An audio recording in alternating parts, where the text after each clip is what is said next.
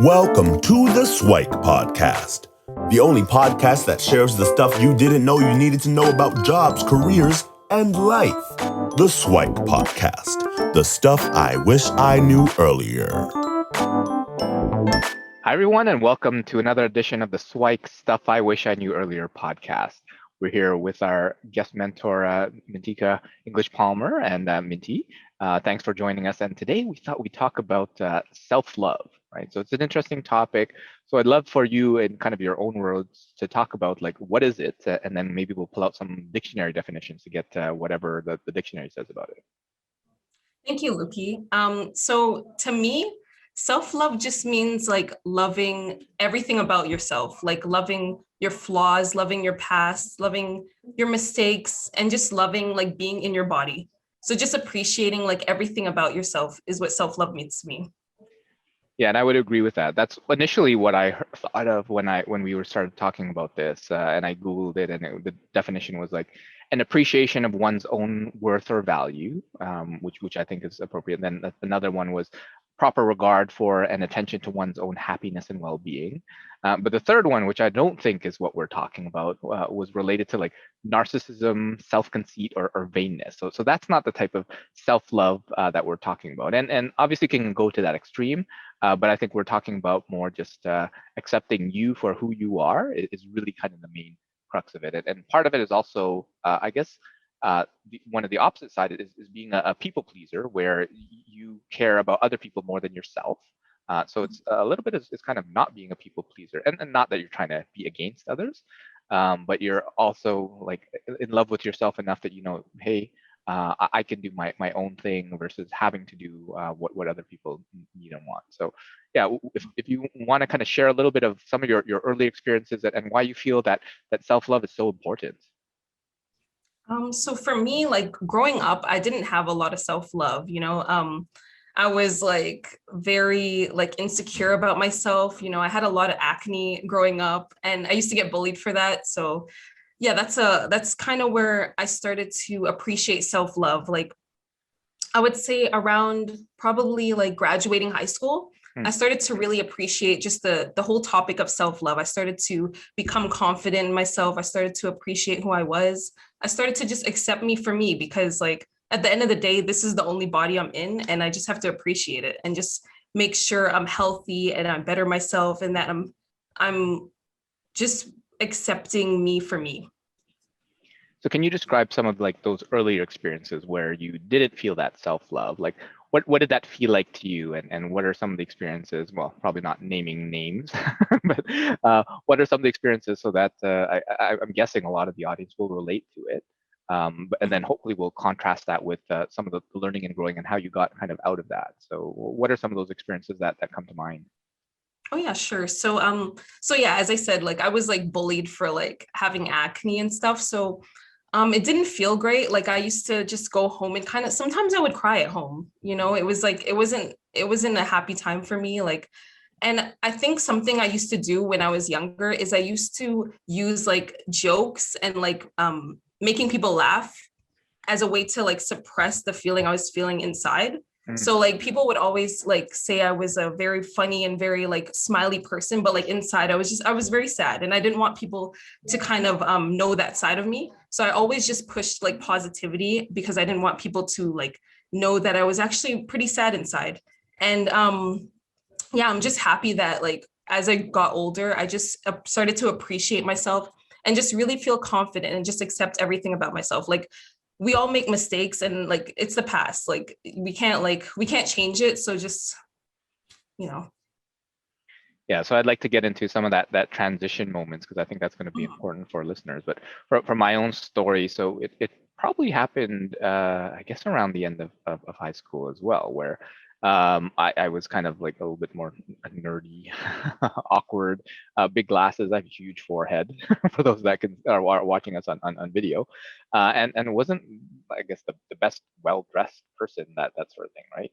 So I had a lot of I guess not self-hatred, but a lot of concern for that.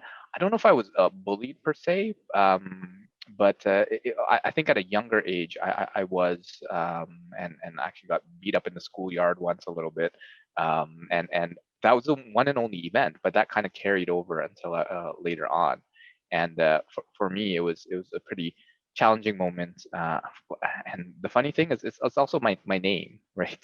So my name is Luki, right? So it's not Luke, it's Luki, right? And I always wanted like a normal name, right? So I wanted like a Kevin, Michael, Patrick, like one of those kind of normal English names.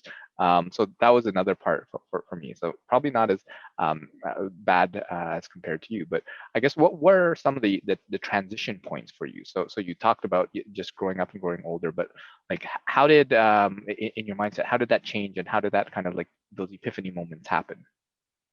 I guess when when I graduated like high school, I started to be surrounded around people that like actually appreciated me. So like people would say like, "Oh, you're so funny," and like people would really like compliment me on some of like my personality and some of the things I was good at. So like that really boosted my confidence, and that really made me feel like happy. And also like making my YouTube channel and seeing like the comments I would get and just the positive like likes and just the positivity out of that kind of boosted my confidence.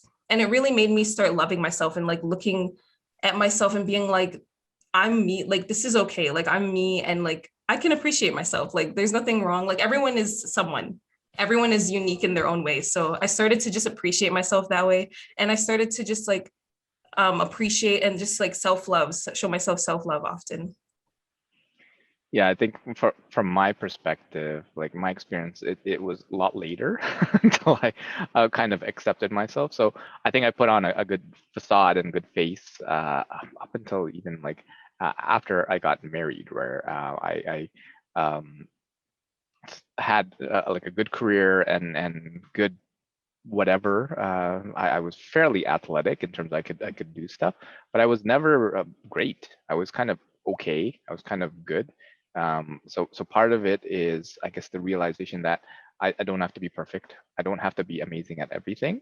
And I think as I was starting to get more into kind of the self-development space, that I realized, you know what, I can be dorky, I can be dumb, I can be not well dressed, and still people like me. So it's one where I don't know if I've seen the end of it. Where I don't know about you. Like, do you still feel it coming up once in a while, or have you kind of fully overcome it? I think I've fully overcome it. Like it doesn't really bother me much anymore. I think I just learned to like take my flaws and kind of like make it into a positive, because like everyone is very unique and everyone has something about them that's different. So like I just take my flaws and my mistakes and anything that I see that's an insecurity, and I just make it into a positive. Can you walk us through one of the earliest times that you remembered yourself doing that? And just kind of like, what was the process in your head? Like, what did someone say? Assuming you can share it, like, what did they say? And then how did you kind of flip it in your head?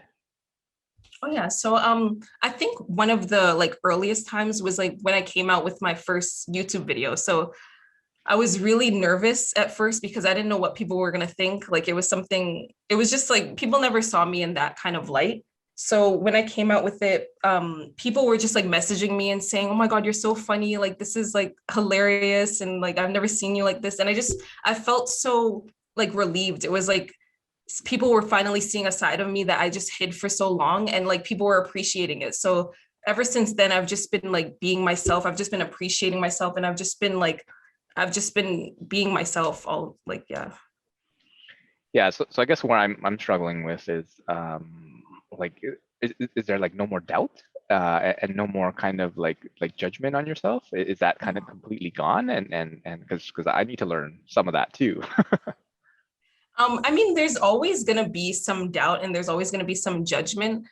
But like I think now it's not always there. Like when I was younger, it was just always there. Like every day I was just judging myself, I was doubting myself. But like as you get older, I think when you get more confidence, like self-confidence, you just become more comfortable in your skin. And I don't have those like doubts anymore, like too often, but like it's always gonna be there, like here and there. But you just like you kind of think about it and you just like kind of move on and just like don't dwell too much on those doubts and those insecurities, because those insecurities and doubts you have other people don't see it. Like a lot of the insecurities you have about yourself, nobody else sees it. There's actually a video I made on YouTube where I talk about my insecurities, and a lot of people in the comments were like, they were saying like, these insecurities, like, I don't even see that in you. Like, I don't know how you view yourself like that. So a lot of the insecurities and things you feel bad about, like, other people don't see it. So don't worry about it. That's amazing. One of the things that I remember doing before, so I actually, well, try to help increase the confidence of others. And one of the activities that I would do is if you cross your arms, right? So everyone has like a natural way that they cross it, right? And when they do it, it feels natural to you. But then if you put the other arm around and the other one there, it looks the same, but it feels so awkward when you're doing it. And if you want to even try it yourself, you can be like, oh my gosh, this feels so weird, versus the other way is like, this is supernatural, right? And for some people, they can't even do it the other way because it's like, oh my gosh, this feels so weird. But I'll do it in front of a class, and it's like, which one is natural? And to your point, most people won't know. Most people can't tell. But meanwhile, inside, I'm going like, this is horrible. This is not the way it's supposed to be. So I think if a lot of people can really, first of all, observe and identify that it's just a thought in their head, right? A lot of it is just in their head, and it's not something that other people think. And if it is, well, it's up to them, right? It's not really on you for you to judge how they think. It's up to you to do yourself, and make sure you think of yourself as highly as you can, and other people can do whatever they want. So what are some of the suggestions that you would have for folks that are kind of struggling with this, who were kind of the young Minty who has struggled with kind of that not quite self-hate, but kind of the whatever the opposite of self-love is? What would you suggest for them? Because it sounds like your advice is kind of just grow up and get older, and then eventually it'll go away. But are there some things like more proactive or practical that you could suggest for them to do? Yeah. So for me, I think something that was really big for me was like journaling, like really writing down, like waking up every morning and kind of writing down like things about like how you want your day to go. And also like at night, like just writing how your day went. So things like that really helped me in like appreciating myself, and also just kind of realizing that these things don't matter. Like these things, like things you worry about now won't matter in 5 years. Like don't dwell too much on it. It won't matter in 5 years. Like, and also like, I think working out has really helped me. Like any bad situation in my life, whenever I felt like sad or anything, I've always gone and worked out, and that those endorphins that get released, they really keep you happy, and they make you feel motivated and happy about yourself. So I encourage people to work out and get into fitness. And also meditating is also another thing that I've done. Just like sitting and just kind of listening to like affirmations. I've done that. Like I do that for like 5 minutes or 10 minutes. And that has really helped me just appreciate myself and just really appreciate who I am. That's amazing. And I would probably echo all of those, where journaling helps a lot. So there are all sorts of different journaling that you can do. Some of it is like kind of stream of consciousness, where you just kind of write down everything. So how was your day? How did everything go? I think your point about affirmations are great, because if you wake up saying that today is going to be an amazing day, it probably will be. If you wake up and say today is going to be a horrible day, it probably will be. So it's starting off on the right foot. Some people incorporate gratitude into their journaling too, right? What are you thankful for? What is going well? Because when you focus on the things that that you appreciate, then I think the expression "what you appreciate appreciates," so it actually grows as well. One of the things that came to mind is a lot of folks, when they're in that sense of the opposite of self-love, there's a lot of fear involved. So fear of judgment and things like that. And one of the discussions I had recently with someone is that actually fear is imagined, right? But it's contrasted with what fear is supposed to help you with, is danger, right? Danger is real, right? But fear is just kind of an anticipation of danger. So to your point that, well, it's not going to matter in 5 years. A lot of these things that we think are kind of life or death situations really don't matter, right? So if you can kind of put it into that broader perspective and saying, okay, this fear is telling me something, is that something is important, because I care for it enough that I am fearful for it. but not so much that it's dangerous or it's going to kill me, right? Because if it truly is dangerous, then you want to be fearful of that stuff. So don't get rid of all your fear, but just be mindful of that. I think that working out, the physical activity is amazing, because oftentimes just getting active movement, right? It doesn't have to be a full-on whatever 60-minute sweat or something. Just be a walk around the block, right? To clear your head could be good enough. And yeah, meditation. I find actually meditation might be even the start to that, right? Whether you do it for like the formal, like kind of sit cross-legged on the floor and say like Om or whatever, but it could just be paying attention to all your thoughts, like all the stuff we talked about, like even the journaling and the working out and the paying attention to your fear. All that is a form of meditation, right? You're just paying attention to the present moment. So I think all of those have tons of value, right? Are there any other suggestions or any things that you might want to share with folks in terms of, well, if they're not feeling self-love and they want to get on the self-love train, what are some other things that could be helpful for them? I think something that's really helpful is just to be surrounded around people that love you. Like those people that love you really like love you for you, and they appreciate you for you. They don't see any flaws. They don't see any insecurities. They love you for you. So really just stay surrounded with those people, and they'll make you feel good. They'll make you feel loved. And also just realize that all of us suffer from like insecurities. Nobody is, I mean, some people are confident, but even confident people have insecurities. Like even people like celebrities, they have insecurities too. So we're all different, and just appreciate who you are. I think that's amazing. And the expression, like, you are the average of the 5 people that you spend the most time with comes to mind, where if all your friends are confident and express kind of self-love for themselves, then chances are you will be. If all of them are insecure and all that, well, that's what you'll likely be as well. And one thing that I actually had a conversation with recently with someone else is to audit your friends, right? Because it's interesting how for your significant other, girlfriend, boyfriend, or whatever, you could break up with them and it's not a problem. But your bros and your girls, you can't do that. Like you have to stay with them. But if they're not adding value to your life, and if they're one of the people that brings you down, maybe you have to break up with them, or at the very least spend one less hour with them and then one more hour with one of those people who do bring you up. Because I do feel that surrounding yourself with people that you love, I think that's an amazing set of advice. So yeah, I think we provide a lot of good insights and wisdom for folks in order to help them get on the path to self-love. Are there any other things that you'd want to part with? I wanted to say one more thing. Also, something that's really helped me is like watching really like positive podcasts on YouTube. Like just listening to those like podcasts that talk about like self-love and self-appreciation. Those can really help you with your self-love. They tell you like what to do for self-love and how to like show self-love. So definitely check those out.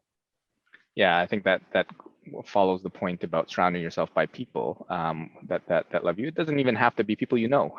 It's just people that you watch from afar or listen to from afar. So thanks, Minty, so much for sharing that information. I think it'll be very helpful for folks to listen in, and hopefully everyone will be practicing more self-love. So thanks for joining us. Thank you for having me.